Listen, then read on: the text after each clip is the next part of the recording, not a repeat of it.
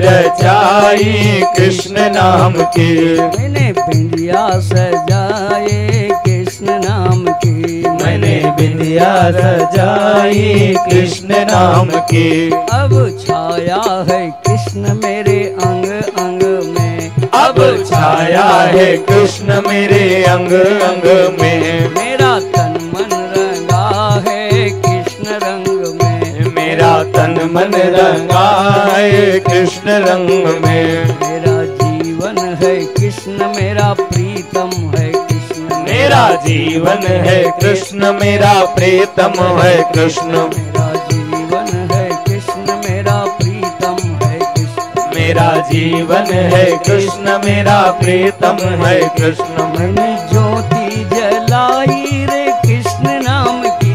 मैंने ज्योति जलाई रे कृष्ण नाम की।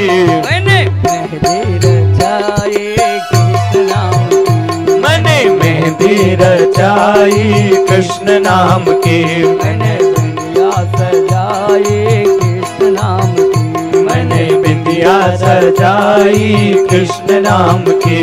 मैंने बिंदिया सजाए कृष्ण नाम की। मैंने बिंदिया सजाई कृष्ण नाम की। हरे कृष्ण नाम की हो गोपाल नाम की। बोलो कृष्ण नाम की हो गोपाल नाम की। हरे कृष्ण नाम की हो गोपाल नाम की। हरे कृष्ण नाम की हो गोपाल नाम की।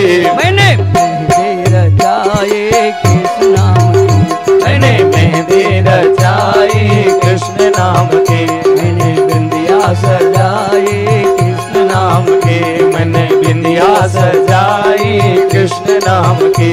मैंने बिंदिया सजाए कृष्ण नाम की। मैंने बिंदिया सजाई कृष्ण नाम की।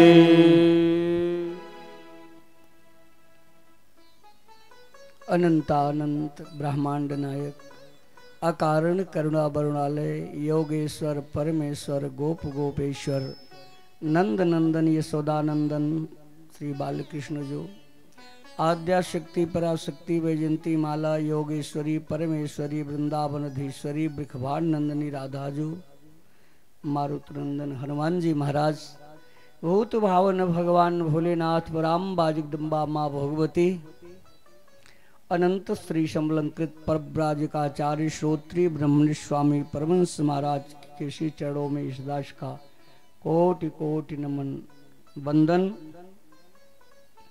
श्रीमद् भागवत के द्वादश परमंश चार्य के चरणों में इस दास को कोटि कोटि नमन वंदन। नारायण परंपरा से लेकर के आज तक के समस्त सदगुरु के चरणों में इस दास का कोटि कोटि नमन वंदन। नाना नाम रूपों में अभिव्यक्त अहमत्वेन सुस्फुरित स्वात्म स्वरूप आनंद स्वरूप कित कित पद प्राप्त आत्मवित आत्मरत ऐसे उन महापुरुषों के चरणों में भी कोटि कोटि प्रणाम। अनवरत सतत आज कथा का अग्रसर होता हुआ दिवस चतुर्दिवस के इस परम पवित्र पावन बेला में अत्र समुपस्थित भगवत कथा पांडाल में समस्त भगवत रस के रसिक श्रोताविंद तथा मुख्य यजमान के रूप में विराजमान श्री कामता प्रसाद मिश्र जी सपत्नीक, उनके छोटे भाई रमाशंकर तथा बड़े भैया कृष्णदेव, उनके संबंधी रिश्तेदार परकर तथा समाज के गणमान्य भगवत रसिक श्रोताबिंद सब अब अपना मन एकाग्र करके भगवत चरणारविंद में रख करके उसी कड़ी से जुड़ी हुई जहाँ पे कथा श्रवण कर रहे थे उसके आगे की कथा आप श्रवण करेंगे। आज कथा का चौथा दिवस हो गया।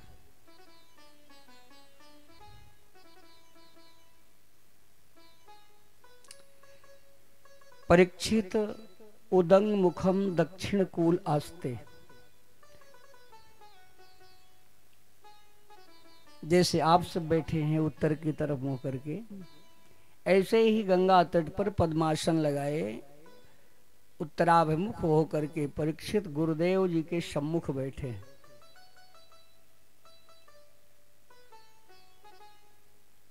और आत्मा मुक्त निर्वैरम समदर्शनम सबत्वंच सर्वात्मा सर्वभूत हृदय पूज्यपाद सुखदेव जी कथा का रसपान करा रहे हैं। अभी आज परीक्षित का प्रश्न नहीं हुआ, चूंकि प्रश्न होता तब उत्तर मिलता है। आज चौथे दिन प्रश्न नहीं हुआ, उसके पहले गुरुदेव कुछ कह पड़े।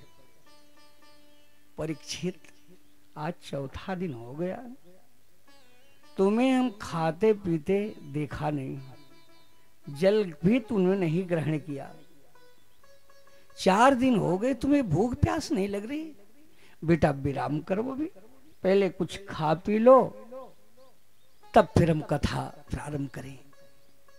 प्रश्न नहीं, पहले आज गुरुदेव जी के मुख से यही निकल गया कि तू कुछ खाया पिया नहीं, तू खा पी ले, तब हम कथा सुनाएंगे। परीक्षित के मुख से निकल पड़ा कि गुरुदेव, नई खा दुसहा छुनमाम त्यक्तो दमपि बाधते पिबंतम तन्मुखाम्बोजम अच्युतम हरिकथामृतम। नई खा दुसहा छुनमाम त्यक्तो दमपि बाधते।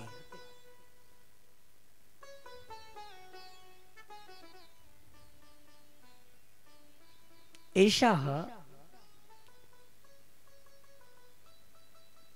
अति दुसहा छुन्माम न बाधते क्षुधा अवुदकम अपि त्यक्ता। इसका मतलब कि अब न हमें भूख लग रही है न प्यास लग रही है, जबकि भूख प्यास ही बहुत, इससे बढ़कर के और कठिन दुख कहीं होता नहीं। सब कुछ बर्दाश्त हो जाए, लेकिन भूख, ये दुसहा माने बड़ा असह्य दुख होता है। अगर प्यास लग गई तो कुछ अच्छा नहीं लगेगा, पहले पानी चाहिए।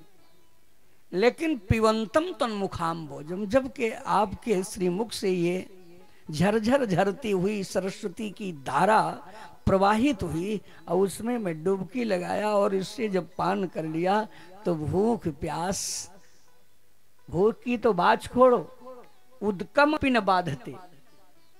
उदक माने जल, यानी प्यास भी नहीं लग रही। त्यक्ता, मैंने सब छोड़ दिया, कुछ नहीं, न मुझे भूख प्यास लग रही है। ये है जब कथा में आनंद लगने लगा तो कह रहे हैं कि हरि कथा मृतम अच्युतम। अच्युत भगवान हरि की जब मैंने कथामृत पान कर लिया, झरझर झरझर झरती हुई सरस्वती की धारा आपके मुख से हरि कथामृत प्रारंभ हो गई, और जब से मैंने पान किया हमें ये भूख प्यास नहीं लगती है। आप सुन लो, जरा सा विचार करो, सबसे कठिन क्षुधा होती है, भूख। थोड़ी सी कथा 1 मिनट महाभारत की है।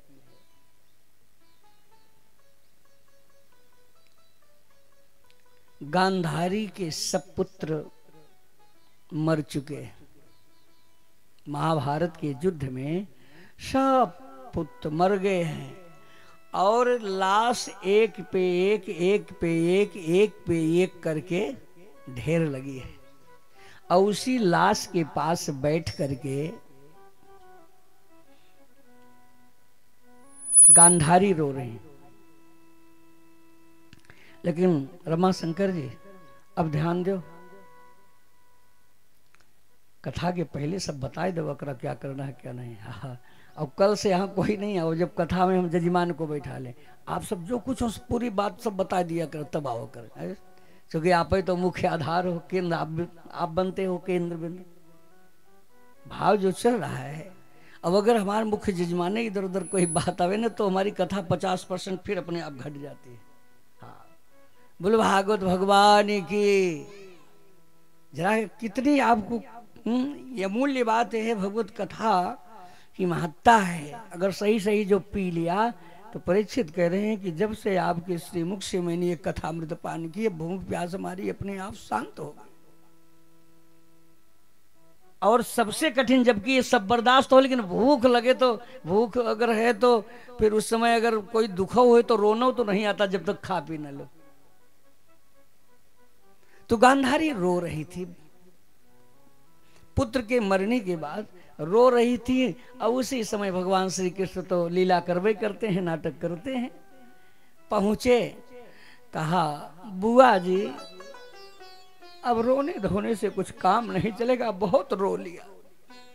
एक बार नहीं 100 पुत्र तुम्हारे मारे गए, कितना रोए, थोड़ा नहीं रोई हो, बहुत रो लिया। अब रोना धोना बंद कर दो, उठ करके कुछ खा पी लो। जब गांधारी भगवान श्री कृष्ण की बात सुनी, कहा श्री कृष्ण तुम मेरे सामने से हट जाओ,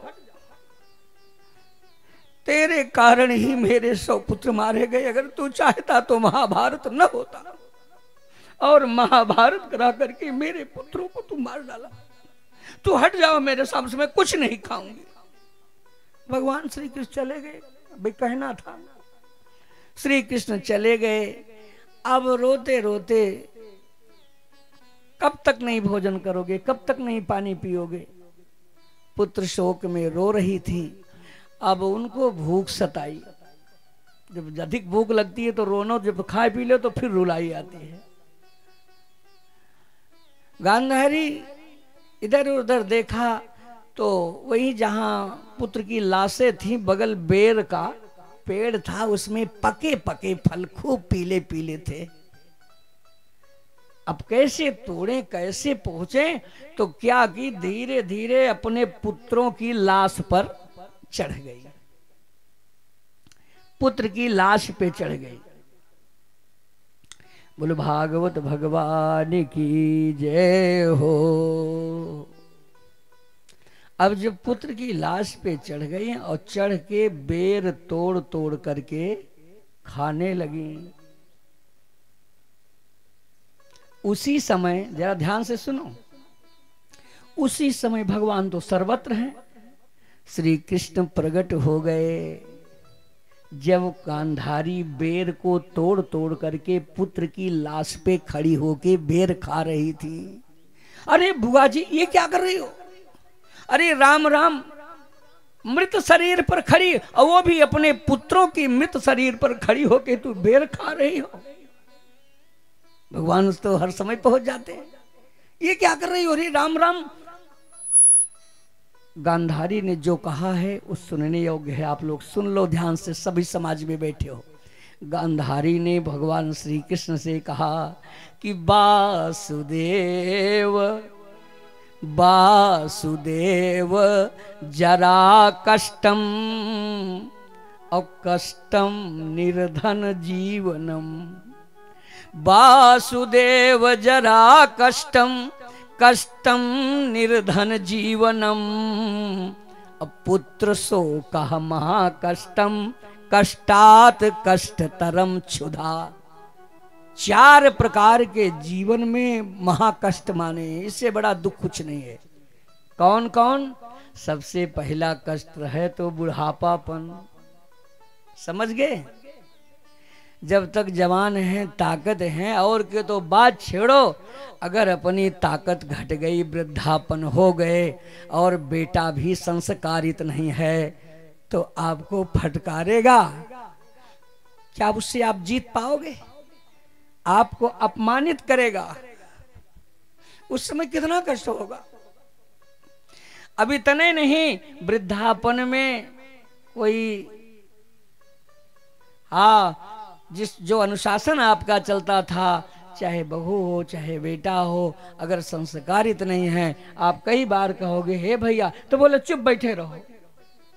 उस समय कष्ट होगा कि नहीं होगा? तो सबसे बड़ा कष्ट है बुढ़ापापन। वासुदेव जरा कष्टम, और उससे भी बड़ा कष्ट है क्या? कष्टम निर्धन जीवनम, गरीबी। यदि धन का अभाव हो गया तो गरीब को अपमानित भी होना पड़ता है। धनवानों को अगर कोई दोष भी हो तो क्षमा हो जाता है। सब उससे भी बड़ा कष्ट है निर्धन जीवन। धनहीन जीवन जीने से व्यर्थ है। निर्धन जीवनम। अब बोले उससे भी बड़ा कष्ट है पुत्र शोक महाकष्टम। यदि पुत्र आज्ञाकारी नहीं है, बाद बाद भी आपको दुखी कर रहा है, या पुत्र की मृत्यु हो जाए, क्योंकि गांधारी के सब पुत्र मारे गए हैं। ये साधारण कष्ट नहीं है। पिता के सामने यदि पुत्र ही मर जाए, पुत्र की लाश कंधे पे पिता को रखनी हो, तो संसार में इससे बड़ा और कष्ट है क्या? पुत्र शोक महाकष्टम। और चौथा कष्ट है सबसे बड़ा कष्ट, कष्टात कष्ट तरम क्षुधा। कष्ट से भी कष्ट सबसे बड़ी कष्ट है क्षुधा, माने भूख। जब भूख लग जावे तो पुत्र भी भले न मरा हो, रोते रोते जब भूख लगेगी तो बिना खाए रोया भी नहीं जाता। तो हे वासुदेव, कष्टात कष्टतरम क्षुधा, इतनी बड़ी बात। और वही परीक्षित है। आज सुखदेव जी ने कहा कि बेटा कुछ खा लो, तो परीक्षित ने कहा कि मैं वही परीक्षित हूं, एक पल प्यास नहीं बर्दाश्त कर पाया, और जिसका नतीजा हुआ कि मैं समीक ऋषि के गले में मरा हुआ सांप डाल दिया। और वही हस्तिनापुर के राज सिंहासन पर आरूढ़ होने वाला राजा आज गंगा जी की धूरी में लौट रहा है। भूख प्यास सब अपने आप शांत हो गई। ये किसका परिणाम है? रमाशंकर जी भगवत कथा का। ध्यान से सुन लो। अगर सही सही जब अमृत पीने लगो, रस मिलने लगे, तो भूख प्यास भी रुट दुत तरसादिकम, भूख प्यास समाप्त हो जाती है। और जब प्यास कई प्रकार की होती है, सांसारिक प्यास सबसे बड़ी प्यास है वासनाओं की, और ये वासना से मुक्त करने के लिए विषय जो हैं, इससे कोई तृप्त नहीं हुआ, क्योंकि विषय स्वयं अपूर्ण है। विषय स्वयं अपूर्ण है, तो अपूर्ण की प्राप्ति से कभी आप पूर्ण होगे? जो स्वयं अपूर्ण है उसे कितने भी पा जाओ तो आप पूर्ण हो सकते हो। इच्छा बनी की बनी रहेगी। एक मकान नहीं था, 10 मकान हो गए। फिर सोचे कि फैक्ट्री चला दें, फैक्ट्री भी चल गई। भारतवर्ष मिल जाए, भारतवर्ष मिल गया तो बोले और देश मिल जाए, फिर चंद्रलोक मिल जाए, सूर्यलोक मिल जाए। ये सारे विषय हैं इच्छा। तो इच्छाएं तो अपूर्ण हैं, विषय अपूर्ण हैं। जो चीज अपूर्ण है उसको कितने भी पाते जाओ सांसारिक वस्तु को, आप पूर्ण नहीं हो गए। यदि आप पूर्ण हो तो पूर्ण होने के लिए पूर्ण से जुड़ना पड़ेगा। पूर्ण है कौन? पूर्णमदः पूर्णमिदं पूर्णात् पूर्णमुदच्यते पूर्णस्य पूर्णमादाय पूर्णमेवावशिष्यते। पूर्ण केवल परमात्मा है। यदि हमें शांति मिले, सुख मिले, तृप्ति मिले, संसार के विषयों को पा करके कभी तृप्त नहीं हो सकते, चूंकि विषय स्वयं में अपूर्ण है। तो अपूर्ण को पाने के लिए जीवन भर पूरे जीवन बीत जाए, हम पूर्ण नहीं हो सकते हैं, तृप्त नहीं हो सकते हैं। शांति, आनंद, तृप्ति केवल भगवान से मिलने के बाद, भगवान से जुड़ने के बाद, भगवत शरणागति के बाद। और जो भगवत शरणागति भगवान से जुड़ते हैं, आप सोचो, सुदामा जी की कथा सुनेंगे। सुदामा की स्थिति परिस्थिति सबको याद है कि वे चारी पत्नी को चावल बांधने के लिए घर में साबुत कपड़ा नहीं था। चैल खंडेन तान बद्ध्वा भारते प्रादात तंडुलम। चिथड़ा कपड़ा घर में बेचारी जो फटी धाती थी, उसको कई छिद्र थे तो लपेट के उसी में दिया। ये है उनकी गरीबी। ये कुटिया थी, कुरिया, उसी में परिवार रहता था, लेकिन वो परम संतुष्ट रहते थे, क्योंकि उनका संबंध पूर्ण से था। ब्रह्मवेत्तम, वो ब्रह्मज्ञानी उस ब्रह्म से संबंध जोड़ करके नित्यम भवत तद्गृहे, जो कथा से भूख प्यास बंद होती है, संसार की कामनाओं की प्यास, यही प्यास है। कामनाओं की प्यास ही प्यास है। और सुदामा जी के चरित्र आप तो आज वहां बस एक लाइन उठा दिया, लास्ट दिन सुनेंगे, लेकिन सुन लो, वो अगर संसारिक धन से किसी की प्यास जाए तो सुदामा के पास क्या था, लेकिन उनके लिए भागवत में पूज्यपाद सुखदेव जी ने यही कहा है कि विरक्ता है इंद्रियार्थेषु, जो अर्थना चाहना वासना है कामनाओं से विरक्त थे और परम संतुष्ट रहते थे, क्योंकि नित्यम भवत तद्गृहे, भगवत कथा उनके घर में रोज होती है। भगवत कथा से, भगवत से, इन्हीं संबंधों से ही भूख प्यास मिटती है। खूब गोविंद का चरित्र सुनो, सुनाओ, महापुरुषों के शंकरो, वो तुमको अच्छी बात ज्ञान दे दे करके तुम्हारे अज्ञान को मिटा देंगे। तो अब ध्यान से सुनो मेरे भैया, ये बहुत बड़ी कीमत, इसीलिए विशेष इधर उधर बात हो तो ये भाई सावधान, इधर देखो, क्योंकि ये अवसर प्राप्त हुआ है, एक पल भी आपका मन उधर नहीं जाना चाहिए, भगवान की कथा को सुनना चाहिए। और जब भगवत कथा में मन लगने लगे तो निश्चित समझ लो कि अब मेरे ऊपर भगवत कृपा पूरी की पूरी हो गई है। क्यों भैया, राम कृपाल जी, राम कृपाल गलत तो नहीं नाम बोला, आज सुना आपके मुंह से। अब हमारा मन बस राधा रानी के चरणों में लगा है, हम कथा खूब सुनते हैं। तो ये मैं भागवत कहते हुए कह रहा हूं, अब तुम्हारे ऊपर निश्चित राधा रानी की कृपा है, तभी आपका मन लग रहा है।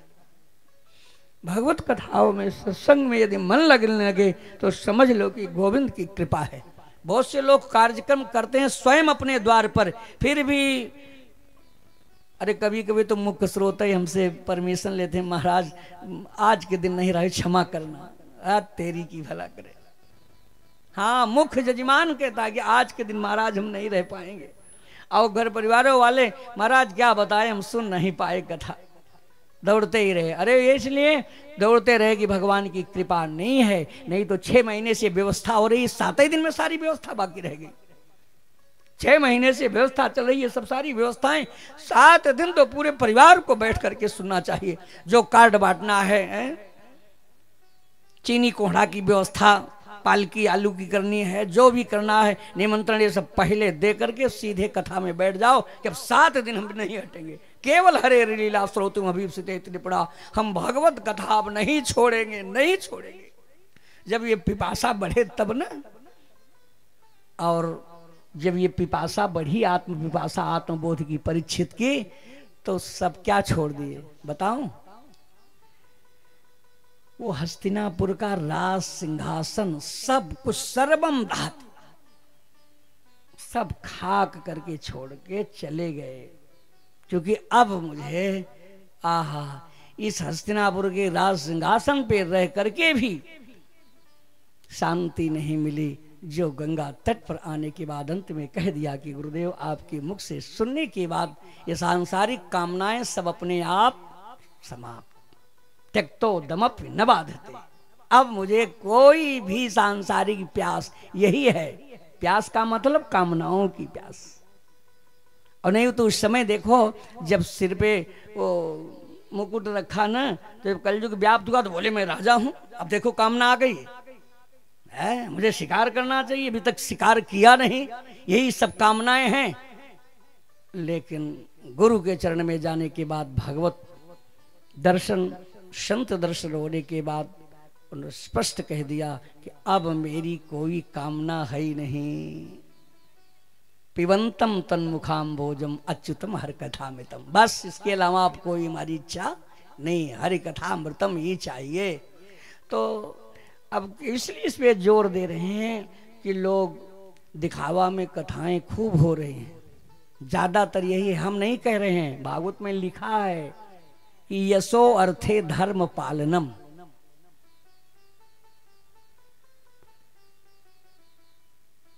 जो आयोजन करता है, हमारा नाम गाम हो, कितना बड़ा भंडारा हुआ, ये हुआ, ऐसा भाई बड़ा भव्य किए, इसलिए करते हैं। अब वक्ता तो खूब तैयार हो रहे हैं, रातों रात 10-5 तैयार हो जा रहे हैं पहले पूरे जीवन में मेहनत के तपस्या का फल मिलता था तो कोई एक वक्ता निकलता था। अब रातों रात में रोज तैयारी हो रही, कल इतने वक्ता तैयार हो गए, परसों इतने वक्ता तैयार हो गए, इतने कथा भी खूब हो रही है। लेकिन दोनों पक्ष में जजमान हमारा यश गांव नाम होगी कराए और पंडित जी कथा कर रहे हैं, कारिता कर लो है ना। हमको देखो है, और भी वक्ता सोचे नहीं तो रामायण में अन्न में उतना नहीं जितना भागवत में पैसा मिल रहा है, अब हम भागते बोलो, पैसे के लिए भाग रहे हैं। अर्थ पेद है, जो भागवत का तात्पर्यार्थ है, इस पे दोनों पक्ष का ध्यान नहीं है, न वक्ता का न श्रोता का, और अर्थ पे दोनों का ध्यान है, यश व नाम बना रहे। इसीलिए कथा का पूरा फल नहीं मिलता और खर्चा पूरा होता है। खर्चा में कहीं बताओ कहीं कमी होती हो तो बताओ, ज्यादा हो रही है कहो कि कमी नहीं महाराज। हाँ, थोड़ा सा घर वाले सोचेंगे कि पिताजी ये करा दिया जाए तो और ठीक है। हर घर में ऐसे है, देखो वहां ये व्यवस्था थी, पिताजी थोड़ा सा और हटके कराया जाए, जलपान में रोज कुछ कराया जाए, मने और व्यवस्थाएं, खर्चा में कोई कमी नहीं हो रही है। लेकिन इतना करने के बाद जो उसका फल है, फल में कमी होती जा रही है। बस यही कारण है अब लोग शास्त्र की बात या गुरुमुखी नारायण परंपरा से जुड़ी उस परंपरागत नहीं करते, अब मनमुखी हो गई। वक्ता भी जो चाहे बोले, लोगों को रिझाना है, चाहे जैसे हंसाई के बुलाई के नचाई के। अब श्रोता भी वही है कि अपने मन के महाराज जी तो श्रोता रहता है, महाराज चलने दो, हाँ, थोड़ा सा बजवाई दो डीजे, सब नाच लें, श्रोता खुद ही आगे कहेंगे। ऐसा न किया जाए। 7 दिन तक अगर हम अपनी परंपराओं के अनुकूल चलेंगे, धर्म के अनुकूल चलेंगे, धर्म पथ पर चलेंगे, तो निश्चित ही हमें पूरा फल मिलेगा। और ये कथा अगर गांव में ऐसे हो तो पूरे गांव का कल्याण होगा। और तो गेहे गेहे जने जने जो हो रही हैं, हर घर में हर गांव हो रही हैं, तो भारतवर्ष निश्चित सोने का चिड़िया हो जाए और भारतवर्ष की इन संस्कार कथाओं से विश्व का कल्याण हो जाए। सर्वे भवन्ति सुखिनः, सर्वे सन्तु निरामयाः, सर्वे भद्राणि पश्यन्तु मां कश्चित् दुःखभाग् भवेत्। तब यही श्लोक है नारा पक्का हो जाए। परीक्षित हाथ जोड़े बैठे हैं, गुरुदेव कथा सुना रहे हैं। और कल आप सब सुन रहे थे प्रहलाद जी का चरित्र, लेकिन यह दास समय अभाव के कारण उधो मन की मन ही रह जाती है। समय 3-4 घंटे कथा बोलना होता है। लेकिन एक बात और इस श्लोक बता दे रहा हूं। प्रहलाद भगवत भक्ति भगवान के नाते सुन लो, जिसका परिवार विरोधी, बुआ विरोधी, पिता विरोधी, भाई विरोधी, सेवक विरोधी, अनुचर विरोधी, सब विरोध में। अब प्रहलाद अकेला भगवत संबंध जोड़ने का नाम करने के बाद, पूरा होने के बाद भी जीत प्रहलाद की हुई, कहीं भी पराजित नहीं हुए। पहाड़ से गिराए गए, भगवान आके गोदी में ले लिए, समुद्र फेंकवाए, आके गोदी में ले लिया, जहर पिलाने गए और खुद मां से भिजवाया। कयाधु से कहा कि तुम ले जाओ इस नालायक को, विष पिला दो, आज से मर जाए, छुट्टी मिल जाए, परिवार में ये जहर बोया गया है, मर जाए। लेकिन माँ होती है, जब माँ को लेके जहर पिलाना पड़ेगा बेटा को तो माँ जाएगी। कयाधु दहल गई। उस समय हिरण्याकश्यप ने जो बात कही, ध्यान से सुनो, सुनो, मेरी आज्ञा का पालन नहीं करना है, ले जाओ नालायक को विष पिला दो। और तुरंत कह दिया, आज 2 में 1, या तो पुत्र ले लो या तो पति, 2 में 1 ही रहेगा। मुझसे संबंध जोड़ना है तो इस नालायक को विष पिलाना होगा। अगर इसको चाहती हो तो तुम्हारा संबंध छोड़ दो, 2 में 1 रहेंगे। अब बोलो, अगर ऐसी स्थिति आ जाए, आप सब भी बैठे हो, ध्यान से सुनो, कभी तुम्हारे सामने ये परिस्थिति आ जाए और आपका पति ये कहे कि या तो पति या तो बेटा, बोलो समस्या है कि नहीं? पति भी प्यारा होता है, बेटा बेटा ही है, काम है, पुत्र काम है और पति है धर्म। और तुम्हारे लिए यही कहता है कि धर्म को न छोड़ना और चाहे जो छोड़ो। एक ही धर्म एक व्रत नेमा, काई वचन मन पति पद प्रेमा। तो आपका सबसे बड़ा धर्म तो पति की सेवा है। धर्म को तो नहीं छोड़ना चाहिए और चाहे जो छूट जाए।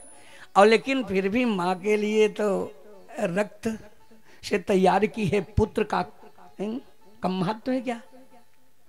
और जब ऐसी स्थिति आओ भाई देखो, ज्यादा विलंब न करो। या दो, एक तरफ पुत्र है एक तरफ पति है और दो में एक ही रहेगा। आज कोई तलवार लेके खड़ा हो, बोलो जल्दी बोलो, समय हमारे पास नहीं है। जिसको कहो एक को हम उड़ा देंगे, चाहे पुत्र को कहो और चाहे पति को कहो। तो उस समय मां क्या करेगी बोलो? सभी माताएं अपने मन में निर्णय लो, किसी को नहीं कहोगे। नहीं तो एक के, चाहे कहो या ना कहो, रहेगा तो एक ही। उस स्थिति में हमें क्या करना चाहिए? शास्त्र कहता है कि पुत्र है काम माँ के लिए, पुत्र भी अत्यंत प्राणों से भी प्यारा है, पति धर्म ही है। तो ऐसी स्थिति में आप अपने धर्म को न छोड़ना और काम को भगवान पे सौंप देना। कयाधु पति की आज्ञा का मान पालन करती हुई धर्म को नहीं छोड़ी और अपने हाथों से विष लेके गई। काल कोठरी में प्रहलाद बैठे कीर्तन कर रहे थे। अरे माँ लाओ, बहुत भूख लगी है, आज मेरी माँ मुझे भोजन लाई है। कयाधु बोली बेटा ये तेरी अभागिनी माँ आज तुम्हें भोजन नहीं, तुम्हें मैं जन्म दी पाली पोसी और अपने हाथों से ही तुम्हें जहर पिलाने आई। हे बेटा आज अपने हाथों से तुम्हें जहर पिलाने आई हूं, ये लो बेटा, भोजन नहीं है जहर है, बस माँ के नाते बता दे रहे बेटा जहर है। इतना कह करके कयाधु चली गई और जब कमरे में गई कोठरी में तो गिर पड़ी, मूर्छा आ गई और भगवान से प्रार्थना किया कि हे प्रभु मैंने अपने धर्म को पालन किया है, अब मेरे काम को तू देखना प्रभु, मेरे काम को तू देखना। पुत्र की रक्षा के लिए भगवान को लगा दिया। हे प्रभु मेरे काम को तू देखना। इतना कहना नहीं है तो मूर्छित तो हो गई और काल कोठरी में भगवान प्रकट हो गए और वो कटोरा लिए बार बार प्रहलाद सोच रहे हैं कि मैं अपने प्रभु को जहर का भोग कैसे लगाऊं, नहीं तो अभी तक पी लिए होते। मैं प्रभु को आज मेरे सामने जहर आया है तो जहर का भोग मैं कैसे लगाऊं।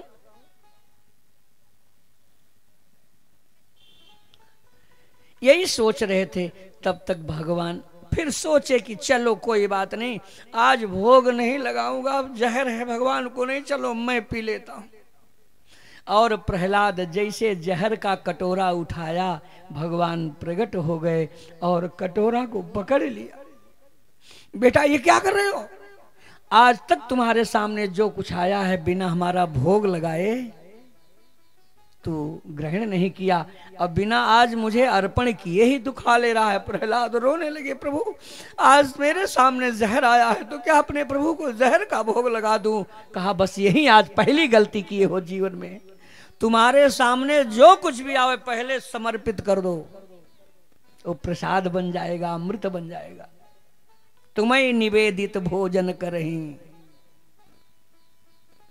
भगवान को निवेदित करके तब भोजन करना चाहिए। भगवान बोले लाओ पहले हम भोग लगाएं। भगवान जैसे उस जहर का कटोरा अपने ओठों से लगाया, भगवान के ओठों का स्पर्श होते ही जहर अमृत बन गया। गरल सुधा रिपु करई मिताई, गरल मने वो विष जो है सुधा हो गई, भगवत गोविंद कृपा हुई, गोविंद के ओठों का स्पर्श होते ही अमृत बन गया। लो प्रहलाद पी लो, अमृत बन गया, केवल नाम जप। और प्रहलाद ने दुनिया को ये बात बताई ये देखो भगवान की भक्ति के लिए बहुत धन की जरूरत नहीं है कि बहुत धन ही होगा तभी भगवान की भक्ति होगी।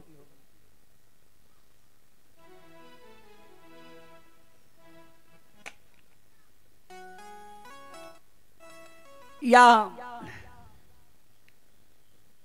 पंडित जी भक्ति करेंगे, न किसी जाति के लिए, न धन के लिए, न अलम दुजत्वम देवत्वम ऋषत्वम बासुरात्मजा प्रीण नाय मुकुंदस्य, न वित्तम न बहुज्ञता।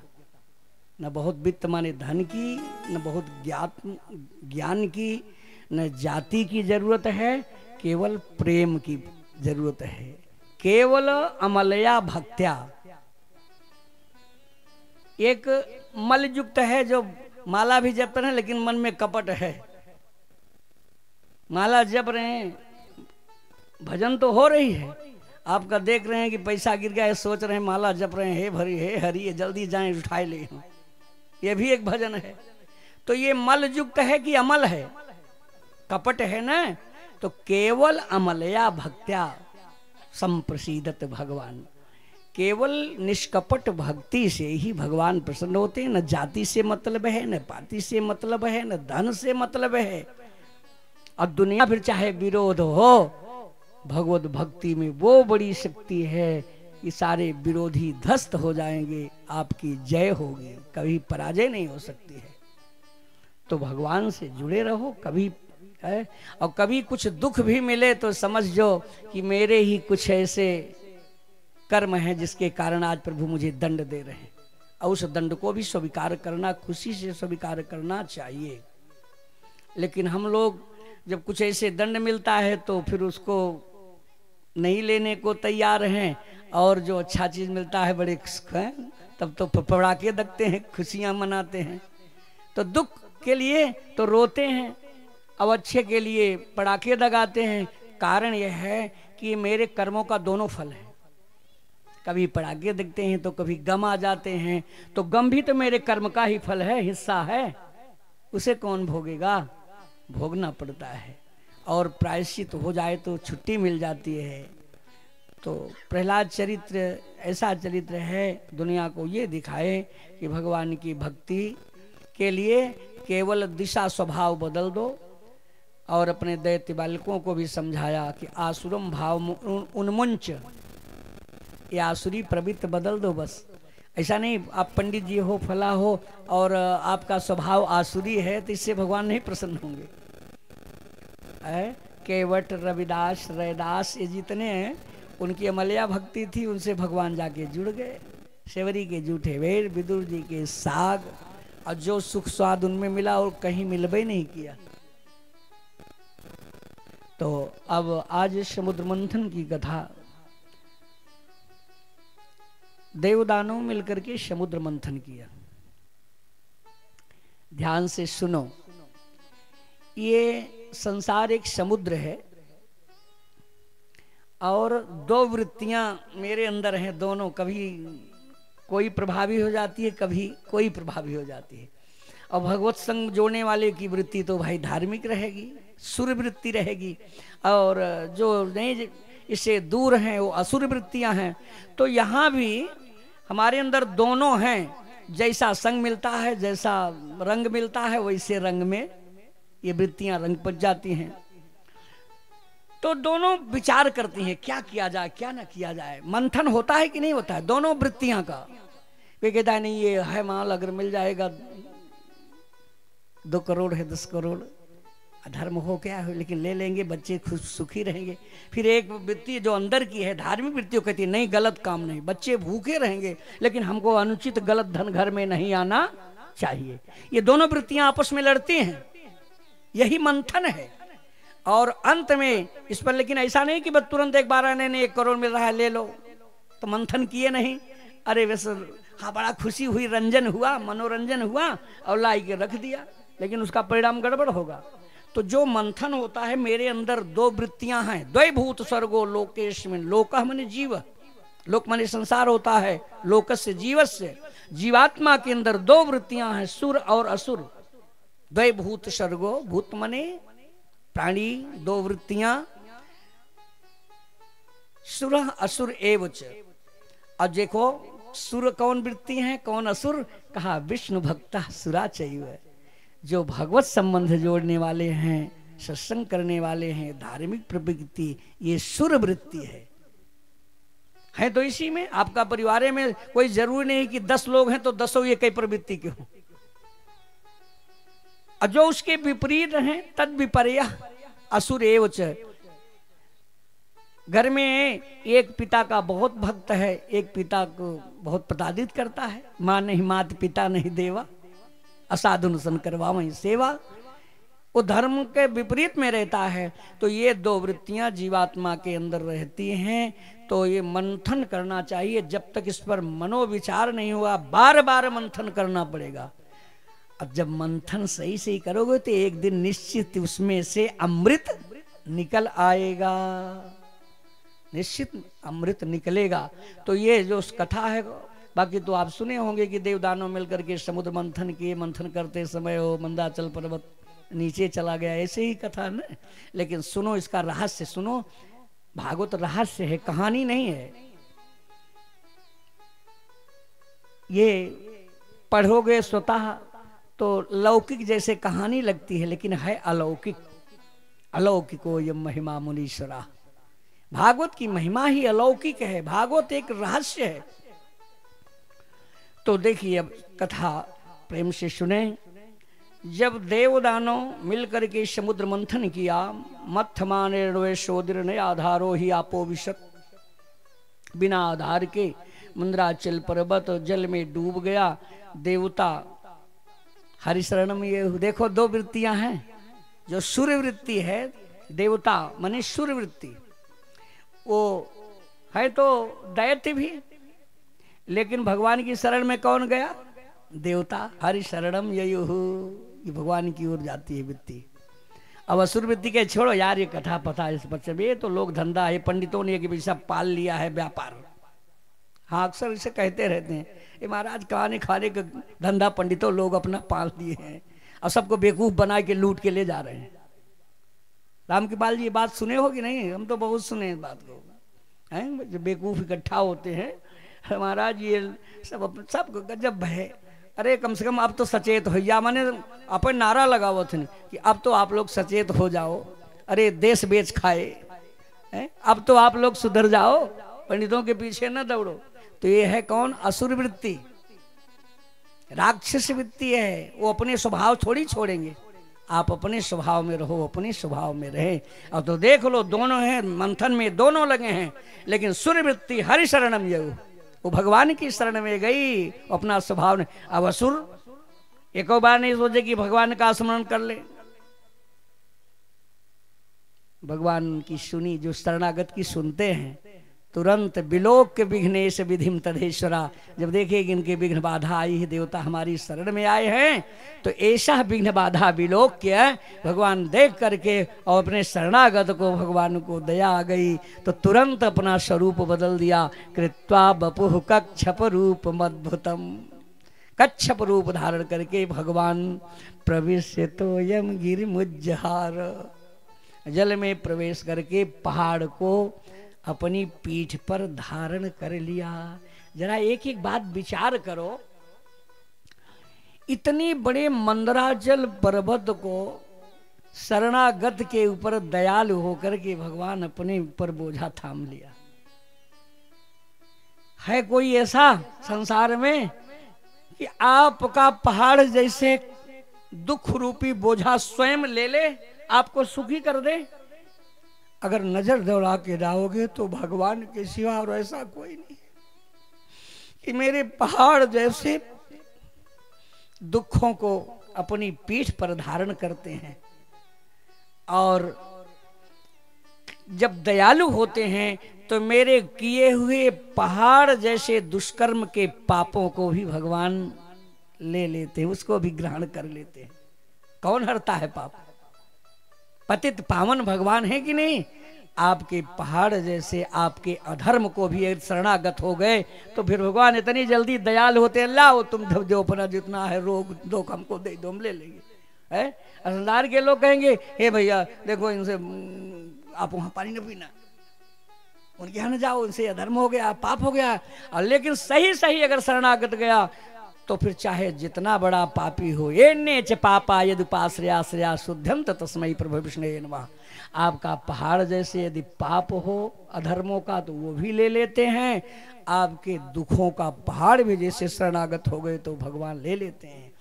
ये मंदराचल पर्वत नहीं है, कृष्ण अवतार में गोवर्धन नहीं उठा लिए अपने भक्तों के लिए, ब्रज भयार्ति हरो भी जाता।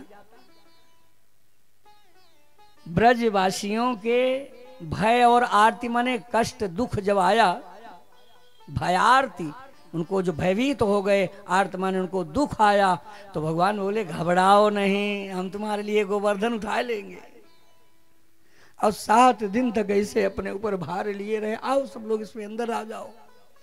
यही इसका रहस्य है कि जिन प्रभु की कथा चल रही है ये केवल कहानी नहीं है, एक एक इस पर आप समझें, हृदय पे चोट पहुंचाती है कि मेरे सच्चे साथी, मेरे रक्षक, मेरे कर्ता धर्ता सब परमात्मा है और कोई उनसे बड़ा हमारा हितैषी और स्नेही नहीं है। कहानी तो कहते चले जाएं, लेकिन इस पर जोर दे कि कम से कम आप हैं, ये बात तो हृदय पे बैठाने के लिए। और यही ब्रह्मा जी ने नारद जी से कहा था कि ऐसी कथा करना जिससे लोगों के हृदय में, दिल दिमाग में कथा बैठे। यस्य भक्ति हरऊ, जिस कथा के द्वारा श्री हरि की भक्ति लोगों के अंदर विराजमान हो। ऐसे नहीं कि केवल ऐसी कथा करो कि मनोरंजन करके नचाई के चले जाओ। ऐसी कथा बेटा करना घूम घूम करके समाज में कि जिससे लोगों के हृदय में भगवान के प्रति भक्ति बने, श्रद्धा बढ़े। इति संकल्प वर्णय, ऐसे न कथा करना, पहले संकल्प लो। अपने पुत्र से कहा नारद से कि बेटा संकल्प लेके तब चलो समाज में, हम ऐसे ही कथा करेंगे, ऐसे ही, ऐसा नहीं कि जो जिसको अच्छा लगे। तब तो हो गया, जो आप कहो वही हम करें। तो बताओ, आपके आदेश का पालन करें तो हमको गुरु बुलाए हो कि मजदूर? मजदूर हुआ। अगर गुरु बुलाए हो तो जो हम कहेंगे तो करोगे कि जो कभी आपसे पूछ रहे हैं, यदि आप गुरुदेव को बुलाए हो कि मजदूर? यदि गुरुदेव को बुलाए हैं तो गुरु के आदेशानुसार काम करना चाहिए। मजदूर से, ए भैया अच्छा ये काम छोड़ दो, ये तो यहाँ कर, तो मजदूर छोड़ के वहां चला जाएगा। ये काम करो, छोड़ के वहां चला जाएगा। जो कहोगे वो करेगा। कभी कभी ऐसे लोग करते हैं, मान लीजिए 2 बजे से कथा है, आज पंडित जी 10 मिनट लेटे हो गए, तो और चाहे सब छूट जाए लेकिन तुरंत कमरे में, अरे गुरुजी 2 बज गए, 2:10 हो रहे हैं। तो ये आपको नहीं कहना चाहिए, इसका मतलब मजदूर बुलाए हो। अरे 10 मिनट लेटे आएंगे, आप इंतजार करो, वहां चल के संकीर्तन करो, नाम जप करो, हम 10 मिनट बाद ही आएंगे ना। लेकिन अब ये श्रद्धा नहीं रह जाती, तुरंत कमरे में पहुंच जाते हैं। बोलो भागवत भगवान की जय हो। बैठ जाओ। अच्छा, ये तो हम कथा सुनाते हैं रोज ही कि कथा में आओ सीधे तो प्रणाम में हाथ जोड़ करके प्रणाम करके तूषणी चुपचाप बैठ जाओ। लेकिन और ये प्रणाम आशीर्वाद आज के बाद जो जय दिन बचा है आप ध्यान से सुन लो। जब आओ तो यहाँ भी चाहे आओ ना आओ, हमारे आने के पहले आओ, सब कुछ कर दो। अब बाकी कथा के बाद आके प्रणाम करो, क्योंकि कथा में बाधा होती है। और यहाँ आकर के आए पहले रमा शंकर से या इनसे या भैया, फिर जाके वहाँ अपने साथी संगी से पहले बात करके तो कथा बाद में। तो जो भगवत कथा कर रहा है वो अनुचित लगता है। केवल हरे भगवत कथा सुनने के लिए केवल हाथ जोड़ करके कित्तांजलि आओ और तूसरी में चुपचाप बैठ जाओ। कथा सुनने के बाद आरती हो जाए तो भगवान को प्रणाम करो, सबसे मिलजुल के तब जाना चाहिए। यहाँ तो समय न बर्बाद हो, एक क्षण भी सीधे बैठ जाओ विरम में। अब खूब ध्यान से सुनो। तो ये वृत्तियां जो हैं असुर वृत्ति नहीं, सुर वृत्ति वाले आप सब आए हो। तो भगवान शरण में गए और अपनी पीठ पर धारण किया। फिर समुद्र मंथन हुआ और समुद्र मंथन हुआ तो उसमें सबसे पहले क्या निकला? बीमारी क्या है? विष, दुख। विष निकला तो विष से सारे लोग घबरा गए। तो देवता भगवान भोलेनाथ से प्रार्थना किए, और कौन देवता इतने सरल मिलबई करेंगे। और निवेदन किया। भोलेनाथ तैयार हो गए, आए। ततः करतली कृत्य व्यापी हालाहलम विषम।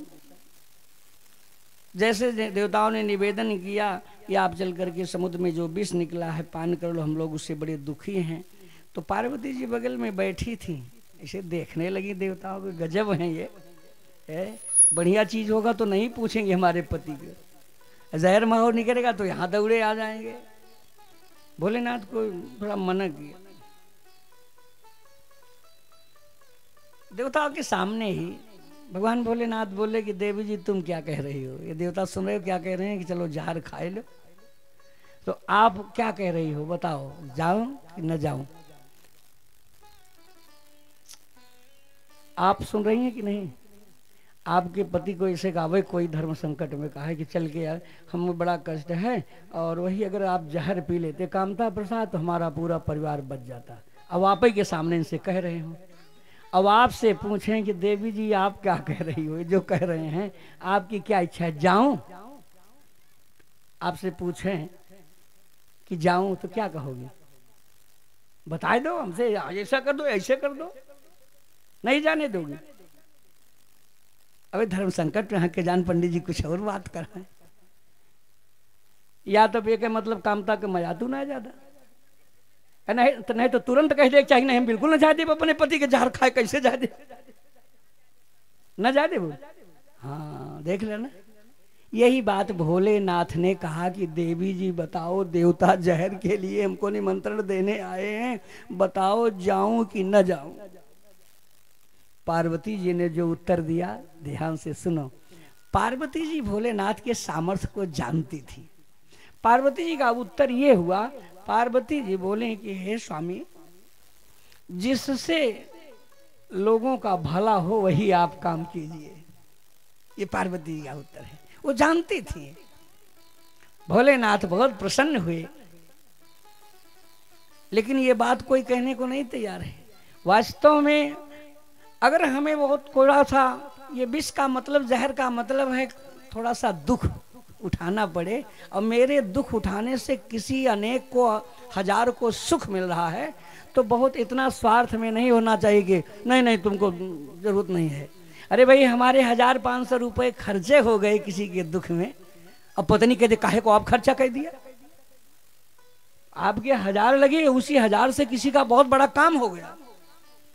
पार्वती जी ने यही बात कही कि जिससे सबकी भलाई हो आप वही काम करो, कथा में सुना करो। कभी कभी पत्नी तुरंत हाथ पकड़ती है, पति बेचारा चाहता भी है तो ये रोकवे करेंगी। आपको भी सोचना चाहिए, यदि किसी का भला हो गया, मेरे पति के इस बल से, धन से, स्वभाव से किसी का भला हो रहा है, तो ऐसे अच्छे काम के लिए हर जगह आपको पति से लड़ाई नहीं लड़नी चाहिए। आप बस में न करके रखो, अच्छे कामों में पति को बिल्कुल पतिदेव आप कर लीजिए। विष का मतलब जहर नहीं हुआ। भगवान भोलेनाथ कह रहे हैं कि यदि हम दुख, किसी का दुख उठाने जाएंगे तो मेरे प्रभु ऐसा नहीं कि मुझे दुख देंगे, वो मेरे दुख को स्वयं उठा लेंगे, केवल निमित्त मात्र मैं हूं। देखो आगे बोल पड़े, अरे श्री राम नाम अखिल मंत्र बीजम मम जीवने हृदये च प्रविष्टे। भगवान श्री राम मेरे रोम रोम में, हृदय में हैं। वो मेरे दुख को, मेरे जहर को वही खाएंगे। नाम होगा मेरा,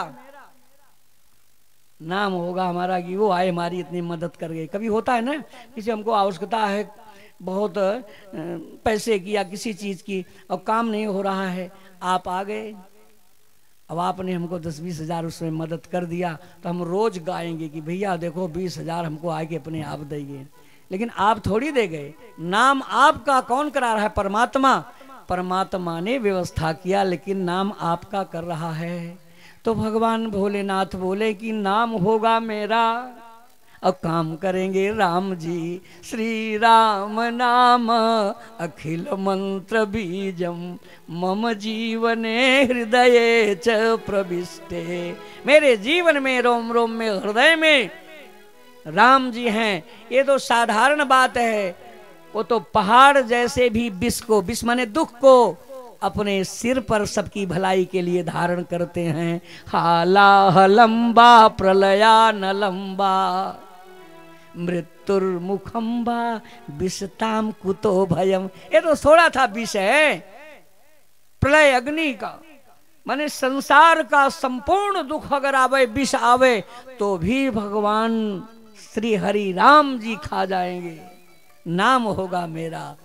इतना कह करके समझा करके चल पड़े। आए विष को लिए, करतली कृत्य व्यापिहाला हलम विषम अभक्षयन महादेवा कृपया भूत भावना। भगवान जय श्री राम करके खा गए, जय श्री राम किया और विष को खा गए। और तुरंत विष अपना प्रभाव छोड़ा नहीं। भगवान भोलेनाथ का गला नीला पड़ गया। भगवान भोलेनाथ किस कलर के हैं रमाशंकर पता है? काले काले होंगे? काले नहीं, सांवले हैं, गोरे? हाँ हाँ सही है, कर्पूर गौरम, बहुत गोरे हैं, जैसे और नंबर 1 वाला कपूर जैसे होता है, इतने गोरे हमारे भोलेनाथ हैं। होना तो चाहिए काला इनको। क्यों काला होना चाहिए? ये तामसी देवता हैं। और राम जी कृष्ण जी को गोरा होना चाहिए, सात्विक देवता हैं। लेकिन अंतर क्या हो गया? जिसे काला होना चाहिए वो गोरा, और जिसे गोरा होना चाहिए हो गए काला। इसका मतलब ये है कि दोनों एक दूसरे के भक्त हैं।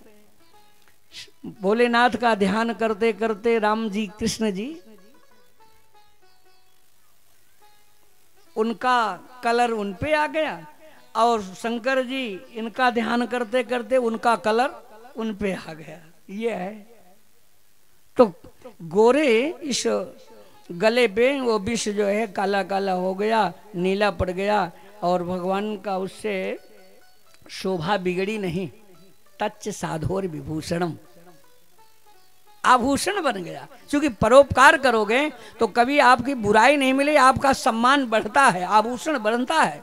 तच्च साधोर विभूषणम, आपके किए हुए अच्छे काम से आपका सम्मान कभी घटेगा नहीं, आपके सम्मान में बढ़ोतरी होगी। भगवान भोलेनाथ की कथा यही है। ये कथा सुनो, यदि हमने परहित किया, परोपकार किया, तो इस किए हुए परोपकार का फल मुझे अच्छा ही मिलेगा, हमें ऊपर ही ले जाएगा।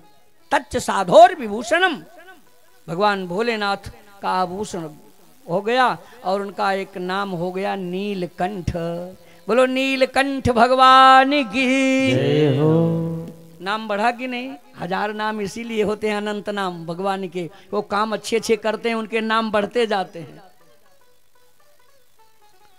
है कि नहीं? जैसे कल कथा सुनाए तो हम कामता प्रसाद को शारदा प्रसाद कहा, तो बोले कि हमारे भैया का तो एक नाम गुरुजी आज और बढ़ा दिए। तो बढ़ाए तो घटाए तो नहीं। अगर गुरुजी आए हैं तो बढ़ाने आए हैं, घटाने नहीं आए हैं। अच्छे काम करोगे तो नाम बढ़ते जाएंगे। भगवान के ऐसे नाम बढ़ते जाते हैं, जब काम करते जाते हैं तो बढ़ते जाते हैं। उनका नीलकंठ नाम पड़ गया। और फिर समुद्र मंथन हुआ, उसमें से 5 गायें निकली, वो ऋषि मुनि को मिली। कामधेन माने कामना को पूर्ण करने वाली। कामना कब पूर्ण होगी? जब आवे संतोष धन सब धन धूरी समान। तो ये ऋषि मुनि संतोषी होते हैं। गाय उनको मिलने का मतलब है गौ माने इंद्री, इंद्रिय रूपी गाय। ये जो इंद्रियों में जब संतोष धन होगा तभी अमृत शांति सुख मिलेगा। अमृत माने सुख शांति आनंद। तो इसलिए 5 गाय ऋषियों को मिली। फिर समुद्र मंथन हुआ, उसमें उच्चई सवा घोड़ा, ये दैत्यों समझौता हुआ था कि जो माल मिलेगा आधा आधा, एक बार आप एक बार हम। तो अब उच्चई श्रवा घोड़ा माने वासना वाला घोड़ा है। श्रवा माने कीर्ति, वासना। लेकिन घोड़ा बड़ा अच्छा था। कीर्ति किसको अच्छा नहीं लगती भाई, हमारी बड़ाई हो। वक्ता महोदय भी जाएंगे, व्यास जी भी सोचेंगे, बार बार अलग से पूछेंगे क्यों भैया आज कथा कैसे लगी हो, लोग क्या कह रहे थे। इस पर सभी सोचता है कि हमारा नाम हो। तो कीर्ति तो सबको अच्छी लगती है। देवता भी चाहे कि घोड़ा अच्छा है, हम चाहे ले लें। और दैत्य भी, भगवान इशारा किया मन में अंतःकरण में, फंसो ना। भगवान अपने भक्त को बचा लेते हैं गिरने से। नहीं नहीं इसने फंसो, दैत्यों को बैठने तो घोड़ा पे बड़ी शौक लगी है। तो अरे ले जाके कहाँ पटक देगा तुमको, नहीं वासना रूपी घोड़ा कहाँ पटकेगा, ये इसमें नहीं तो इनकार करा दिया। तो घोड़ा पे बैठे दैत्य, तो जो वासना रूपी घोड़े पे बैठेगा उसे अमृत नहीं मिलेगा, चूंकि वासनाओं का अंत है नहीं। फिर समुद्र मंथन हुआ, उसमें से हाथी निकली, चंद्रमा निकले, कल्प वृक्ष मिले, अप्सराएं निकली, और जो जहाँ कौस्तुभ मणि, तो कौस्तुभ मणि सीधे भगवान के गले में, वहीं की चीज है, सीधे अपने आप निकली, वहीं जाके गले में पड़ गई। अप्सराएं और कल्प वृक्ष सीधे स्वर्ग चले गए, और चंद्रमा समुद्र से निकलते ही भगवान भोलेनाथ के मस्तक पर विराजमान हो गए। काहे को? चंद्रमा का स्वभाव क्या है? शीतल। अब भोलेनाथ परिहित किए थे, विष खाए थे, उनका माथा था गरम। तो चंद्रदेव बोले कि आपने बड़ा उपकार किया है, हम तुम्हारे माथा को शीतल करते रहेंगे। आई के मस्तक पे बैठ गए, एक नाम भगवान भोलेनाथ का और बढ़ गया, चंद्रमौली हो गया, चंद्रशेखर हो गया। बोलो चंद्रशेखर भगवान की जय हो। आई के मस्तक पे बैठ गए। अब बचे हाथी, हाथी इंद्र को मिली। ये बताओ रमाकांत जी, कोई हाथी पाया, कोई कौस्तुभ मणि पाया, कोई कुछ पाया, और हम कथा सुना रहे हो, आप सुन रहे हो, हम आप तो ऐसे रह गए। हमें आपको कुछ मिलना चाहिए कि सब बहरे बहरे बांट दिया जाए है?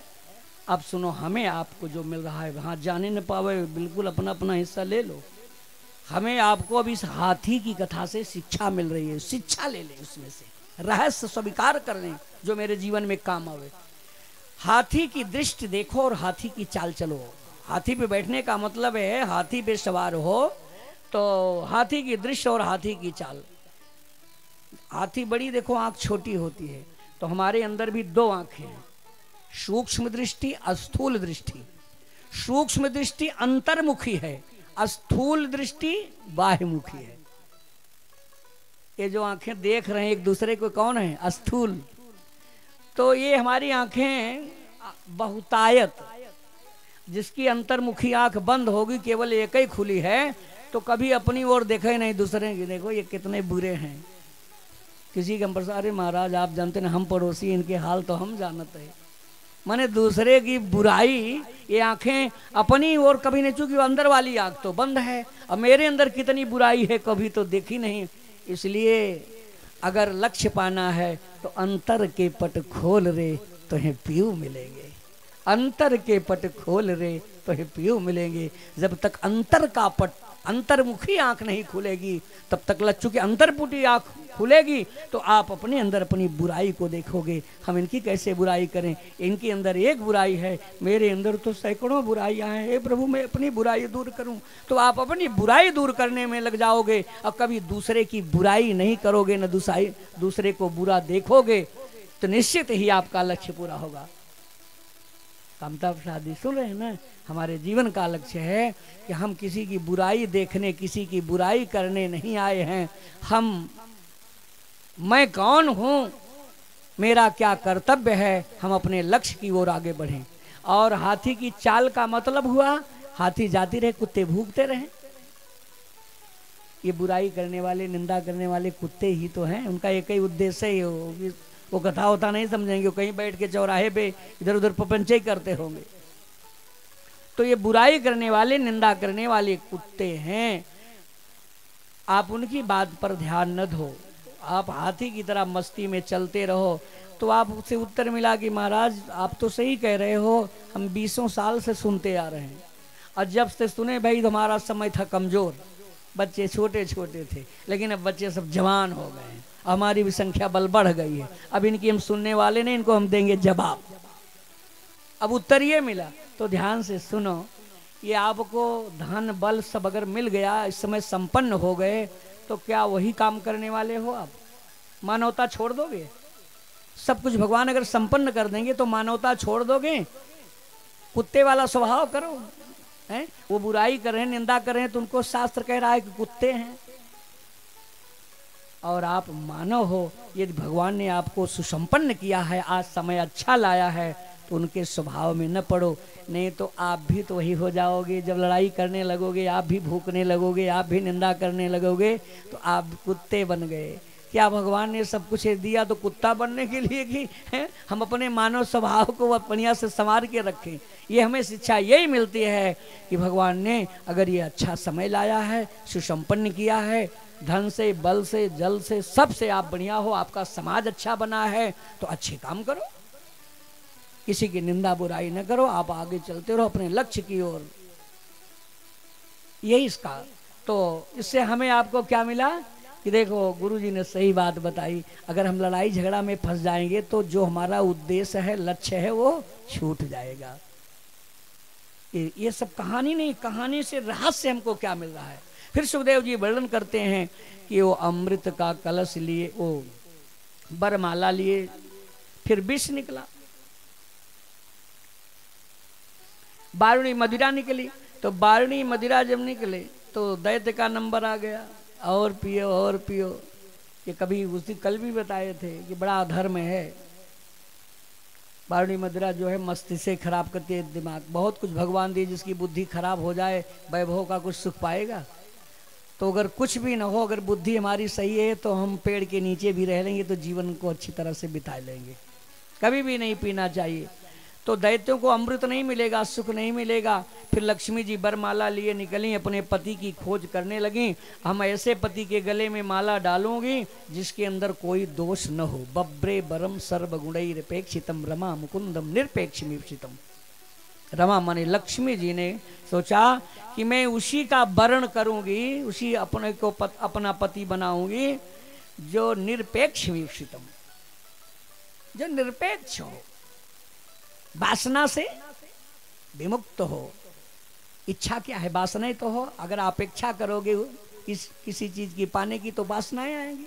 तो हम तो जो वासना से मुक्त होगा, ऐसे पति के गले में माला डालोगे और सर्वांग सुंदर होगा, सब गुण से युक्त होगा, सर्वगुणैरपेक्षितम।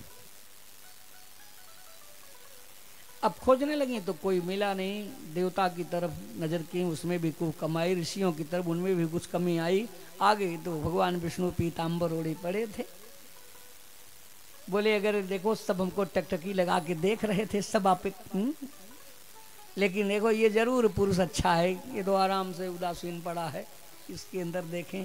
और तुरंत पीताम्बर टाला, लक्ष्मी को ऐसे वो पति भाग गए भगवान विष्णु कि फिर बिना सोचे विचारे उनके गले में माला उठाई के डाल दिया। बोलो लक्ष्मी नारायण भगवान की जय हो। आप लोग जय तो नहीं बोले, नहीं तो पाप लगेगा। हाँ बोले तो नहीं मक्का लागत है, बच गए हो पूरा पूरा हाथ पाप से। कोई जय नहीं बोला। बताओ देखो जयमाल जो होता है अपना गांव देश में, और ये बाप रे बाप, कैमरे वाले, फोटो वाले, आगे पीछे तालियां, तड़तड़ाहट, क्या कहना है। और नारायण के गले में माला पड़ी तो कोई जय नहीं बोला। अरे शर्म करो। आप लोग नहीं जय बोले तो आपकी धन्यवाद के लिए कहो ताली बलवा दी। अरे राम राम बोल दो भगवान। बोलो लक्ष्मी नारायण भगवान की जय हो। भगवान के गले में माला पड़े है, नारायण जय जयकार करना चाहिए। यदि आपका ऐसे सम्मान बढ़े तो इन परमात्मा जो सबका सम्मान बढ़ाते हैं, कम से कम उनकी जय तो बोलो, संसार वालों की तो नहीं बुला रहे हैं। अब फिर अमृत का कलश लिए हुए धन्वंतरी जी निकले तो दैत्य छीन के लेके भागा। समझौता हुआ था कि जब अमृत मिलेगा तो आधा आधा बांट लेंगे। अब क्या हो गया समझौता? क्योंकि ये धर्म पर चलने वाले नहीं, आसुरी प्रवृत्ति, ये धर्म और नहीं मानते, कुछ नहीं, लेके भागे। अब देवता निराश हो गए, भगवान की शरण में फिर स्मरण किया। अब क्या करें? भगवान हरि ने कहा कि परेशान मत हो। बोले परेशान अब क्या, अब तो चला ही गया, अब परेशानी की कौन बात रह गई, अब तो चला गया दैत्यों के हाथ में। अरे बोले ले गए, ये खा नहीं पाएंगे, इनको हम खाने नहीं देंगे। देख लो अगर भगवान नहीं चाहते तो कभी कभी परसी थाली चली जाती है, समझ लो। आई कोई ऐसी बाधा आ गई कि थाली छोड़ के भागना पड़ता है। बोले इनके हाथ में चली गई, इनको खाने नहीं देंगे। बोले क्या करेंगे? बोले अपसे में लड़ा देंगे। खूब अच्छी तरह से ध्यान से सुनो हर कथा। इनको आपस में भाई भाई में ऐसा विरोध करा देंगे, इसका लाभ कौन पाएगा? तीसरा, समाज बैठी है, ध्यान से सुनो। कथा तो सभी सुनने जाते हैं, लेकिन आजकल ज्यादातर विरोध भाइयों में ही है। यदि आपस में आप फूट रखोगे, आपस में लड़ोगे, तो आपकी आपसी लड़ाई का लाभ तीसरा पाएगा। जहां सुमति तहां संपत्ति नाना, जहां कुमति तहां विपत्ति निदाना। इसलिए आपस में कभी नहीं लड़ो। अरे कोई है, अपने भाई को मिल के जुल के बांध के रखो। स्नेहाति बधनाति असौ सा बंधु, स्नेह की डोरी से भाई को बांध के रखो, कभी छोड़ो नहीं। भाई भाई होता है। लेकिन आजकल सबसे बड़ा विरोधी भाई हो रहा है। इसका मतलब या तो कल का प्रभाव है, या हम संस्कार सत्संग से दूर हैं, घर में नीति धर्म नहीं है, सदाचार नहीं है, इसलिए ऐसा हो रहा है। जहां इतना बड़ा संग्राम अब हो रहा है, तो वहां पर ये धर्म का अभाव हो गया है। और जहां पर धर्म है तत्र श्री विजय और भूतिर, वहां विजय होगी, वहां प्रेम होगा, वहां आनंद होगा। इसलिए आपस में अगर कोई मतभेद है भी, तो बैठ करके आप आपसी विरोध को मिटा लो। लेकिन भाई भाई में इतना बड़ा विरोध न कर डालो कि महाभारत हो जाए, नहीं तो इसका लाभ दूसरा पा जाएगा। अब आप दुखी होगे। कथा के लिए उदाहरण देख लो।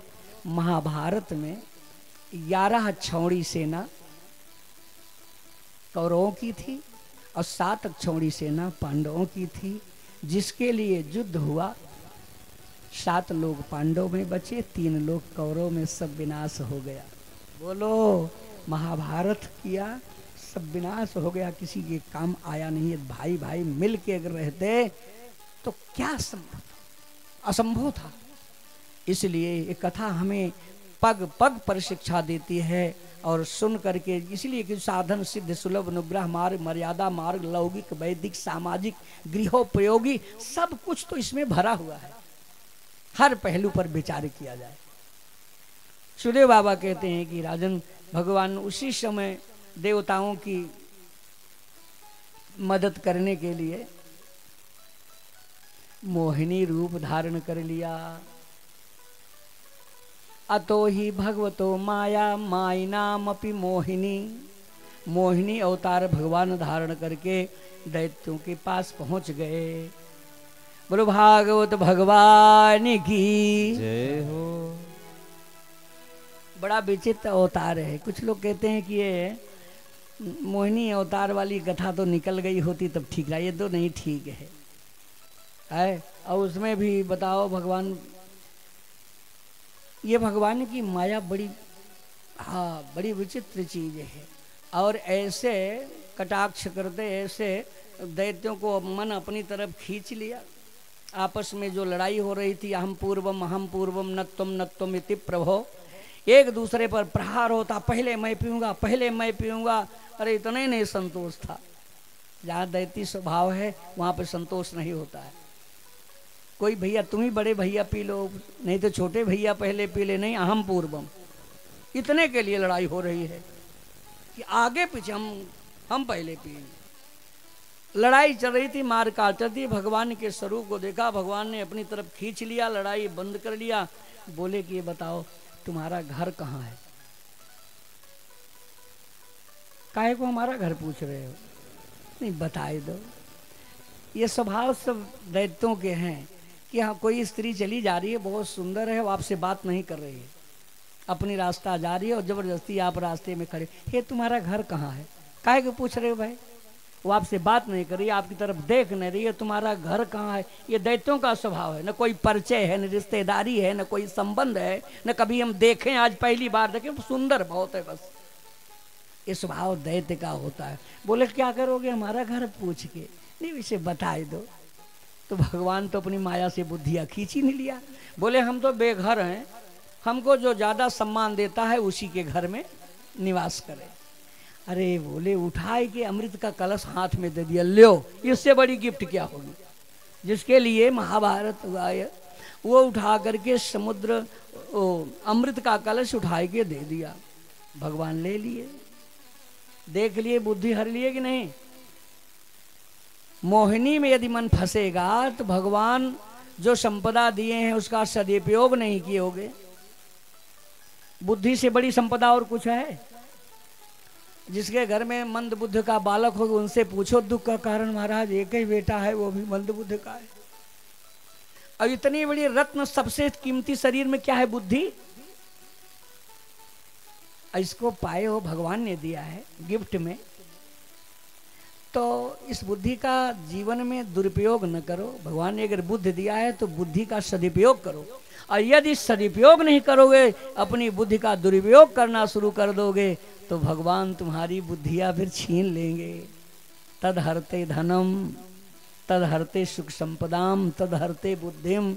उसकी बुद्धि संपदा को फिर नहीं तो देख लो कितने लोग ऐसे हो महाराज। अब तो आजकल बहुत ही कहा यार तो बहुत अच्छे, कहा 1 महीने से बुद्ध से विकलांग हो गए। कभी कभी ऐसे आती हैं आपदाएं। तो इसलिए बुद्धि का, धन का, बल का सजीवन में सदुपयोग करो, नहीं तो तदहरते बलम तदहरते धनम तदहरते सब हर लेंगे। इसलिए सदुपयोग, ये देवता अपनी बुद्धि का सदुपयोग करते, दैत्य अपनी बुद्धि का दुरुपयोग करते। तब भगवान ने क्या किया?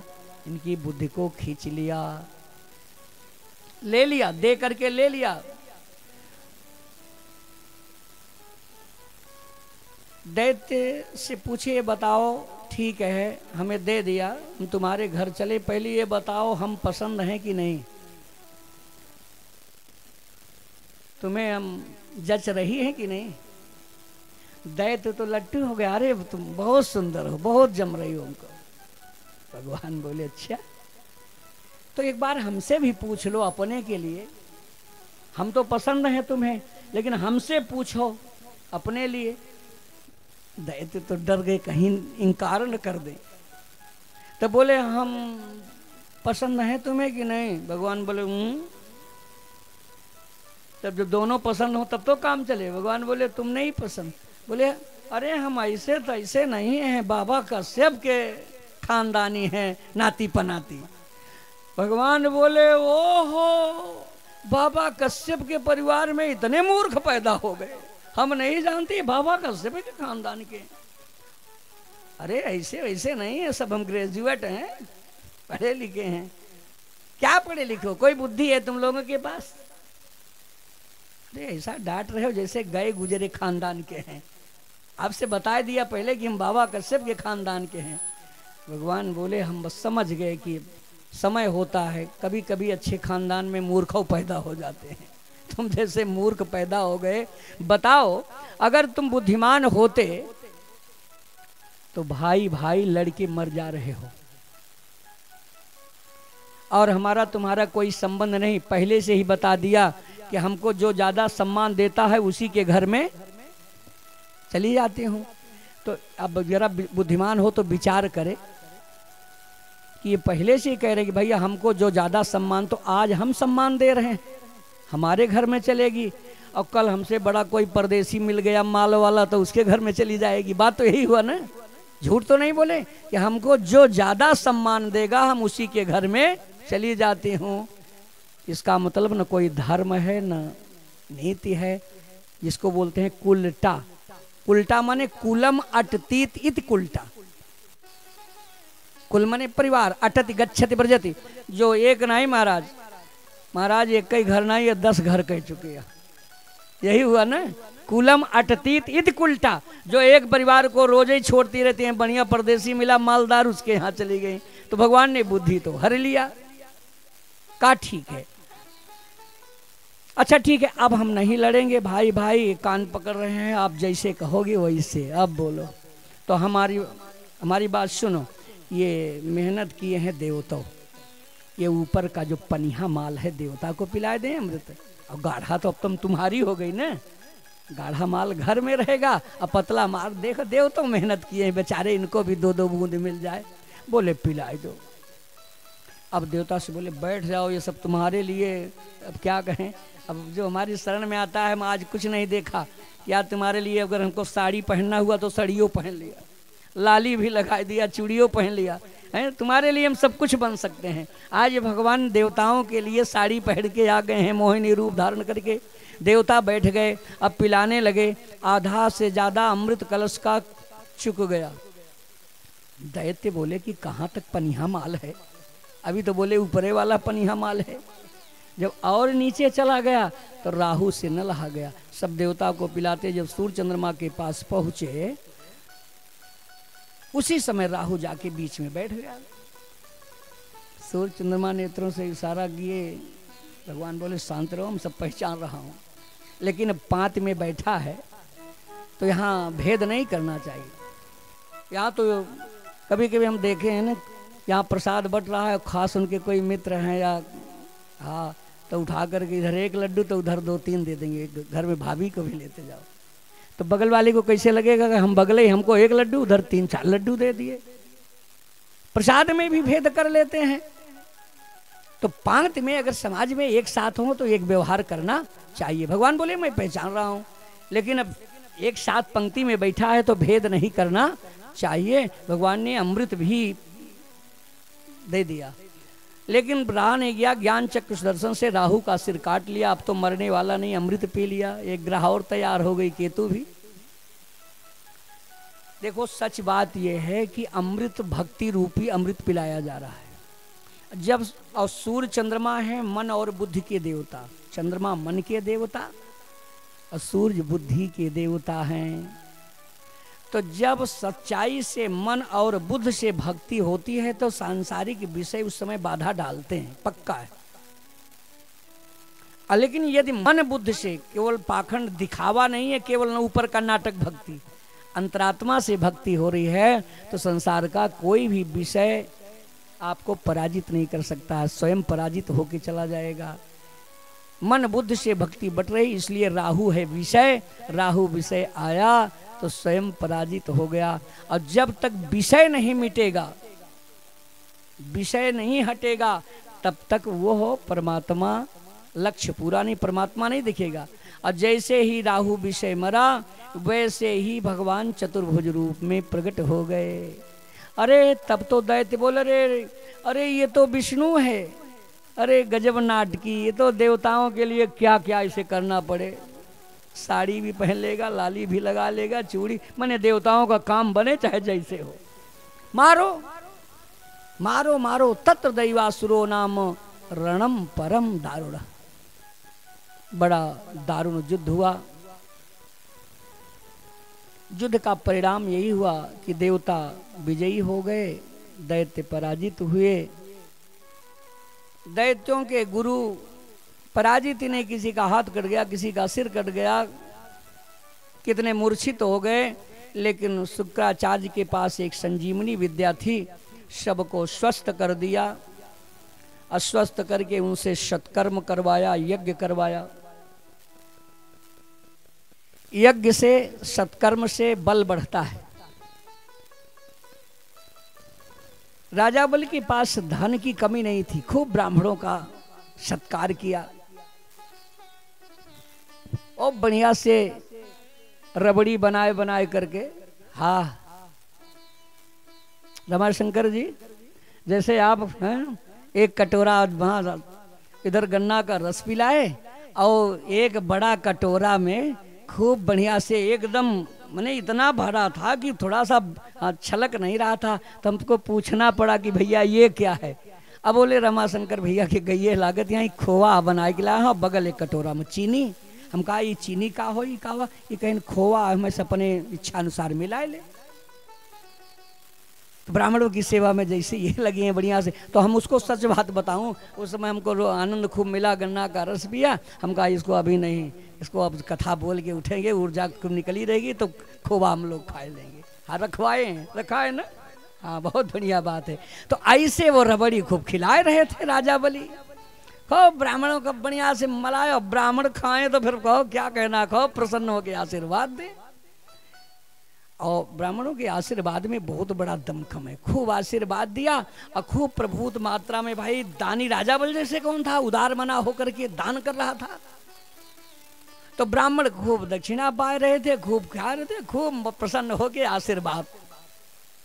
खूब बढ़िया से दोनों मिल रहे थे और खूब आशीर्वाद दे रहे थे। और उसमें एक सर्वजित रथ निकला हो, प्रसन्न होकर के आशीर्वाद में राजा बलि को दिया। और जब यज्ञ पूरी हो गई तब अपने गुरुदेव से आशीर्वाद लिया और फिर युद्ध के लिए तैयार हो गए। और जब हुंकार भरा युद्ध सेना तैयार हुई, आशीर्वाद का वो दमखम देखें, इधर देवता को ऐसा लगा कि कोई तूफान आ रहा है। अपने गुरु बृहस्पति जी से पूछे, गुरुदेव जी कुछ होने वाला है क्या? आधी तूफान? बोले आधी तूफान नहीं है, खूब अच्छी तरह से समझ लो। अब की बार दैत्य अपने गुरु शुक्राचार्य की बड़ी सेवा, ब्राह्मणों आचार्यों की बड़ी सेवा किया, खूब मलाई खिलाए हैं। अब ब्राह्मण प्रसन्न हो गए हैं, अपना संपूर्ण आशीर्वाद दे दिया है, अब की विफल नहीं होंगे। एक काम करो, युद्ध में जीतना बड़ा मुश्किल है, आशीर्वाद की ये ताकत है, और अभी मौका है, जितनी जल्दी हो स्वर्ग छोड़ के आप लोग भाग जाओ। अब बोलो, इतना आसान दैत्यों को हो गया कि बिना लड़ाई के स्वर्ग को कब्जा कर लिया। यह आशीर्वाद की ताकत है। देवता सब छोड़ छोड़ के भाग गए और इंद्र की कुर्सी पे बैठ गए राजा बलि। तो गुरुदेव बोले, शुक्राचार्य कहा, राजा बलि देखो अभी तो बैठे हो, समय है, बेचारे भागे भागे फिर रहे, हो सकता है उनका भी समय लौटे तो कुर्सी से उतार भी देंगे। और ये पक्की कुर्सी बन जाए, जबरदस्ती कई दिन चलेगी। ये इंद्रासन जो है, जब तक बहुमत नहीं बनेगी तब तक तुम्हारी पक्की कुर्सी नहीं होगी। तो इंद्रासन का बहुमत क्या है, कितना बन जाए बहुमत? बोले इसके लिए लगातार जो 100 यज्ञ निर्विघ्न पूरा करेगा वही इस कुर्सी पर पक्का होगा। बहुमत बनाने के लिए 100 यज्ञ, इसीलिए शतक्रतु कहा जाता है इंद्र को। जो 100 यज्ञ लगातार कर ले और निर्विघ्न पूरा हो जाए वो शतक्रतु इंद्र बन जाता है। तो बोले गुरुदेव जैसा कहो। अब हम तो यही कहेंगे कि अब समय नहीं लगाओ, और हो सकता है आप यज्ञ करो, इस समय है नहीं हो, और उनके ना मौजूदगी में तुरंत नर्मदा के तट पर यज्ञ प्रारंभ कर दो, कल ही से करो, और लगातार करते जाओ, और 100 यज्ञ हो जाए और ये सीट तुम्हारी पक्की। तो जो ये आचार्य यज्ञ सब कराए हैं, बस इन्हीं आचार्यों को कह दो, भैया आप पूर्णाहुति भले इस यज्ञ की हो गई, लेकिन आप लोगों को जाना नहीं महाराज। क्यों भैया रमाकांत? जैसे पूर्णाहुति फिर सबको रोको महाराज, फिर दूसरा कथा बोल जाए।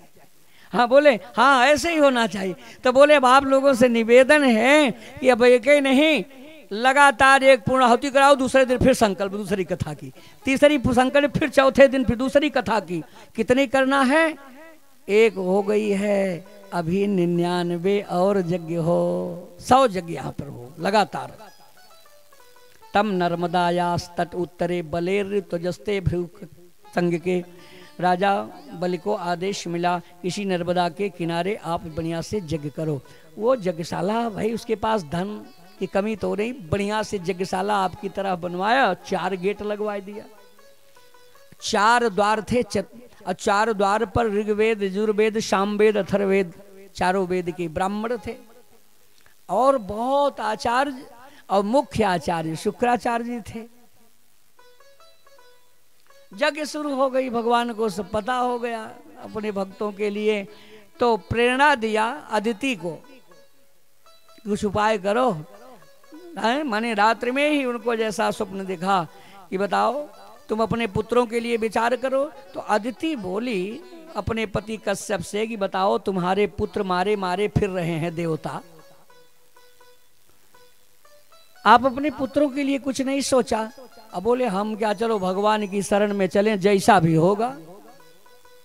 कश्यप और अदिति प्रभु शरण में गई, पयोव्रत किया। पयोव्रत यही फाल्गुन के महीने में होता है। अंतर कितना है?